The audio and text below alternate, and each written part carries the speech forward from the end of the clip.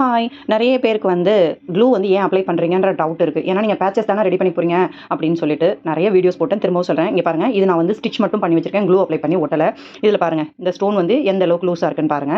என்னதான் நம்ம ஸ்டிட்ச் பண்ணாலும் அது லூஸா தான் இருக்கும். இது வந்து நீங்க டைரக்ட்டா ப்ளவுஸ்ல இம்ப்ளிமெண்ட் பண்ணும்போது நல்ல டைட்னஸ் குடுக்கும். நான் இல்லன்னுலாம் சொல்லல.